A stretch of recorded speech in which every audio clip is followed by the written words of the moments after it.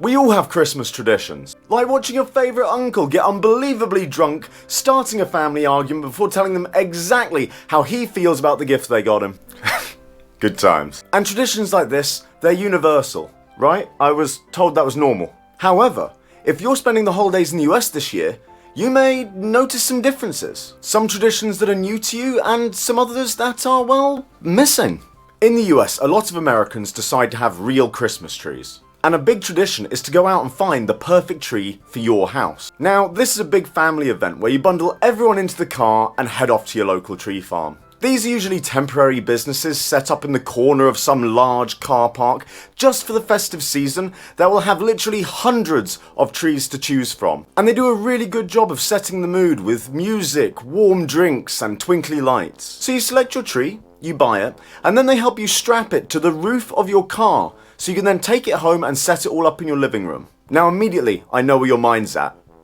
If it's not tied on properly, doesn't it risk just falling off while you're driving? Yeah, absolutely it does, and I'd be lying if I said I hadn't seen on at least one occasion a Christmas tree laying in the middle of a junction where exactly that happened. I've only ever once had a real Christmas tree, and within the first 24 hours my cat had climbed up it, destroying everything in sight, and my dog had used it as a lamppost. And from that moment on, I decided I'd never have one again. What about you? What do you prefer, real or fake? Let me know in the comments down below. God, how many times am I going to end up saying Christmas by the end of this video?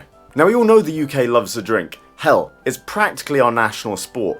But this next thing may just test the limits of how bad you want one. Eggnog. For some reason Americans love this stuff around the holiday season. And it's kind of like Marmite. You either love it or you hate it. What's even more unusual is that it's originally from the UK.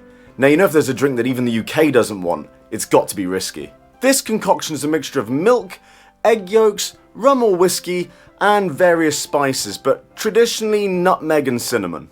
And it's precisely these spices and the general warming nature of the drink that make it so popular around the Christmas period. Now me personally, I can't stand the stuff, and I do not get how anyone can drink any amount of this and not feel so incredibly sick afterwards. It's a bit obvious why the US doesn't have the next tradition, but just in case, let's go over it. The sovereign speech, also known as the King's speech or Queen's speech, depending on which sovereign is in power, has been a Christmas tradition in UK households for almost 100 years. Now, like I said, it's quite obvious why the US doesn't have this tradition. Yeah, I get it, you won. But for families that support the monarchy, it's quite a big deal, and it's always broadcast at 3 PM Greenwich Mean Time on Christmas Day.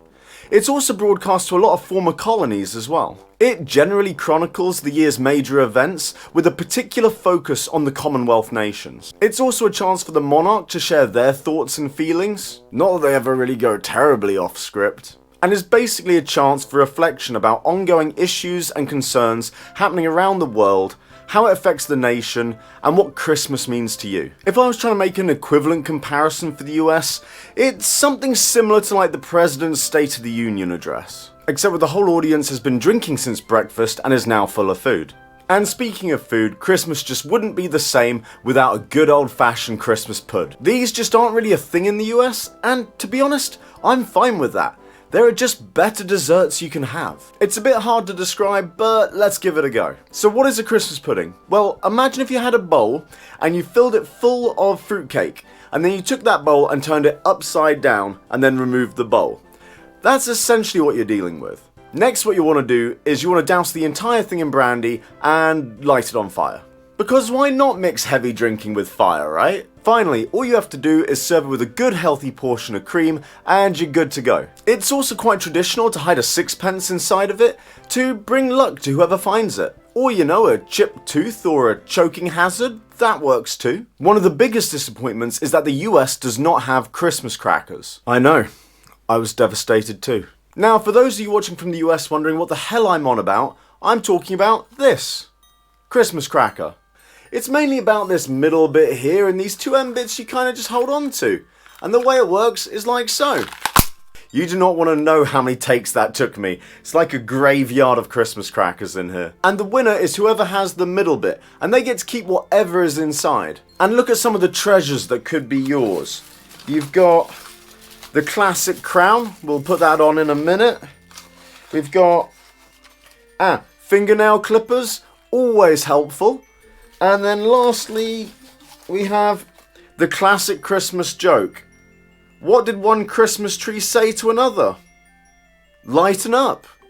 Absolute gold. See what I mean? This is the kind of valuables you find inside of a Christmas cracker. Absolutely necessary. I just don't understand why the US missed out on the opportunity to adopt this tradition. Did you know that Christmas crackers are actually a prohibited item on flights in and to the United States? And you can't take them in checked or carry-on luggage. Right, this is a big one. America does not have Boxing Day. Like, they just don't have it. It doesn't exist. Come December 26th, they are back at work. I know you wanted independence, but you could have kept Boxing Day, man. Like, it was a free day off work. And this is how you know the US doesn't drink as much as the UK on Christmas. Because half of the UK would be physically incapable of turning up and doing their job the next day. I always hated having to use some of my precious time off to create my own Boxing Day. And let's be honest, everyone needs a day to recover, especially after having to put up with their family for that length of time. Okay, now it's your turn. I want your worst Christmas traditions, and I'm not talking about the family sits around in awful Christmas jumpers. No, I want your weirdest, your wackiest Christmas traditions you've ever done down in the comments. Also, if you want to learn any other weird things about the US, make sure you check out my other video here.